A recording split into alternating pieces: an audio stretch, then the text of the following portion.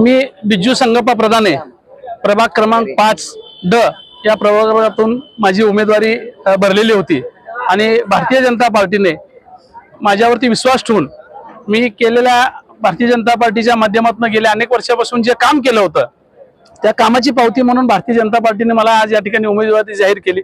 त्याचबरोबर मी प्रभागामध्ये सातत्याने अहोरात्र जनतेची जी मूलभूत सुविधा असतील त्यांच्या अडीअडचणी सोडवण्यासाठी जे काही अनेक मी प्रयत्न केले होते आणि सगळ्यात महत्त्वाचं म्हणजे त्यांच्याशी जे माझा मतदारांचा असलेला संपर्क या कारणामुळे सुद्धा मला पार्टीने माझा विचार केला आणि मी पार्टीला सुद्धा धन्यवाद देईल की तुम्ही आमच्या वर दाखवलेला असेल मंदाकिनी तोडकरीवर दाखवलेला जो विश्वास असेल त्याला आम्ही कधीही कमी पडणार नाही। येणाऱ्या काळात सुद्धा आम्ही जनतेच्या अडीअडचणी सोडवण्यासाठी सातत्याने प्रयत्न करत राहू।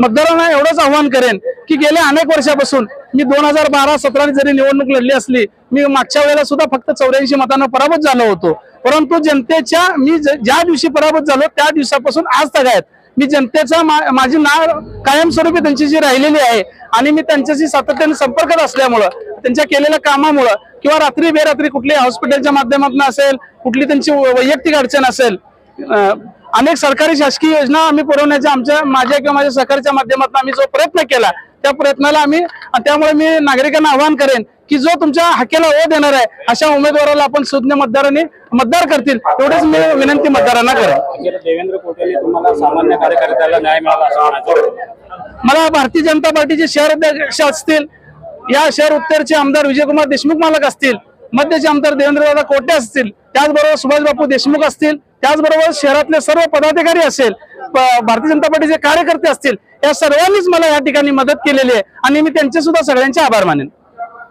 सुरेश तोडकरी प्रभाग क्रमांक 5 या प्रभागातून आज या ठिकाणी उमेदवारी अर्ज आम्ही दाखल केला होता। आज निवडणूक आयोगाच्या माध्यमातून तो आमचा भारतीय जनता पार्टीच्या माध्यमातून अर्ज वैध ठरलेला आहे। गेली अनेक वर्ष झालं मी 2012 ते 2017 त्यावेळेस स्वतः नगरसेवक म्हणून काम केलेलं आहे। प्रत्येकाच्या घरात पोहोचण्याचं काम केलेलं आहे। रस्ता दिवाबत्ती असेल ड्रेनेज असेल अंतर्गत गटारे असेल किंवा हे सगळे काम मी 2012च्या वेळेस पूर्ण केलेले आहेत। पण आता ज्या वैयक्तिक महिलांच्या असतील किंवा सगळ्यांच्या गरजा ज्या असतील आम्ही शासनाचा जो शासकीय जो लाभ असतो तो प्रत्येकाच्या घरापर्यंत पोहोचवण्याचं आम्ही काम करतो। गेली अनेक वर्ष झालं आम्ही सातत्याने काम करत आहोत। आताच्या सुरुवातीची 2-3 वर्षापूर्वीची गोष्ट आहे की महिला लाडकी बहीण योजनेच्या माध्यमातून आम्ही गेले 1700-1800 फॉर्म लोकांचे महिलांचे भरलेले होते।